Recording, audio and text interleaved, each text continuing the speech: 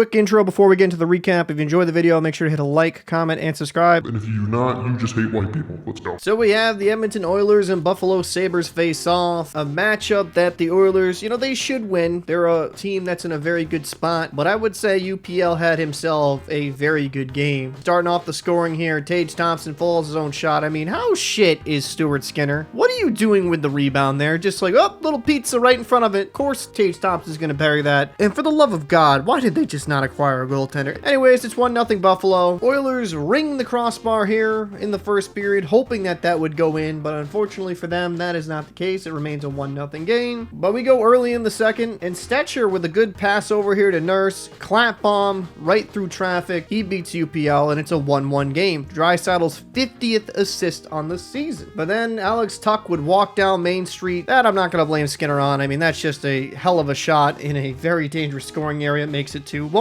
But then on the power play, McDavid over to Bouchard for a Bouch bomb. That was an absolute rocket. Now, the Oilers would push here, but UPL would stay strong. And then Bouchard, after a great goal in the second, has a terrible little turnover here. Tage Thompson in front of the net. Yeah, not much of a chance there for Skinner, even though it looked awkward. And UPL, late in the third, makes a really nice stop here. The Sabres win this game 3-2, and it's a little bit frustrating. The Oilers are a far better team on paper, and while it was only a 3-2 loss, that first goal lit up by Skinner, it just kind of defines the issues I have with him, and it's hard for me to believe they can win a cup with him as the goaltender. He'll make some great saves, but then it's just some simple shit that drives you absolutely insane. So the Ottawa Senators and Detroit Red Wings game I already covered in another video, but I just have to say yet again, Olmark is God. Pray to him, Ottawa Senator fans, and he shall take you the distance. So the Colorado Avalanche and Chicago Blackhawks would face off. Spencer Knight would be in goal for the Chicago Blackhawks and Wedgwood in for the Avalanche. And I have to say, both goaltenders played extremely well. It was scoreless up until the third period. But then, unfortunately, 31 seconds in, Lehkonen gets on the board. Nice little tip in here. And this would be Nathan MacKinnon's 1,000th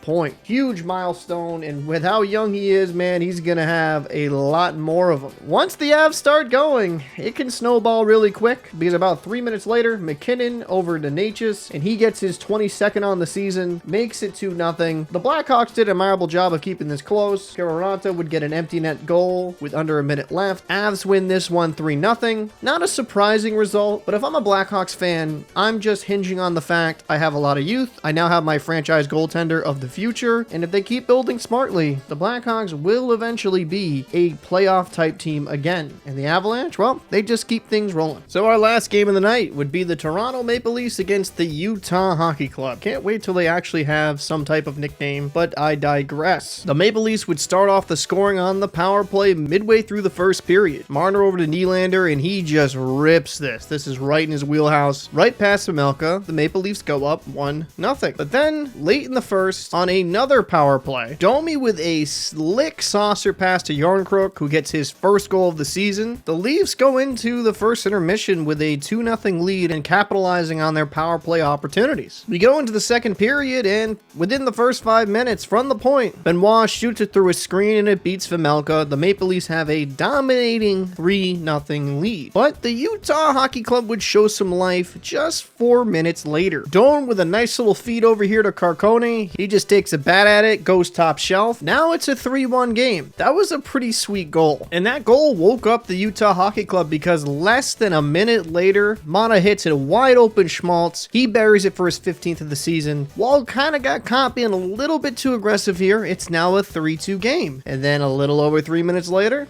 the Utah Hockey Club scores another one. On the power play, Sergachev from the point, he shoots it, and Hayton gets a nice tip-in goal. This game went from being 3-0 tied 3-3 really quick. And considering after the first period where the Toronto Maple Leafs were dominating and dictating the play, you gotta love the response you saw from the Utah Hockey Club from the second period onward. Now in the third period there'd be no scoring, but I gotta show this Pamelka save. He absolutely robs Morgan Riley. That's gonna be haunting his dreams for a bit. Both teams would be scoreless in the third. We're going to overtime. There is no goals in overtime, and then we go to shootouts, and things second fun. So Schmaltz would kick it off for the Utah Hockey Club, and Wall stood tall here. Very patient, good save. You have William Nylander coming on down with some speed. That's a good stop there by Vejmelka. Logan Cooley trying to stay cool here, but Wall stayed very calm on these plays. And then Matthews would get the first goal to shoot out. Kind of a change up here, definitely fooled Vejmelka, and this puts them in the driver's seat. Utah needs to respond, and Keller's like, you know what, let me just dance around you, Wall. That was a beautiful deke. Had him swimming in his crease. But now with the game on his stick, who else but Mitch Marner? What hands, what patience, what a phenomenal finish. The Maple Leafs win this game 4-3. Wildly entertaining game, some ups and downs. I would say for me, looking at the game objectively, I loved the fight I saw from Utah. As a Maple Leaf fan, I'd be a little bit concerned about how they let the game slip away from them. While yes, the Leafs had some good surges in the second and third at points, Utah kind of turned it on and the Leafs struggled there for a bit. Hope you guys enjoy the recap. If you like it, like it. If you don't,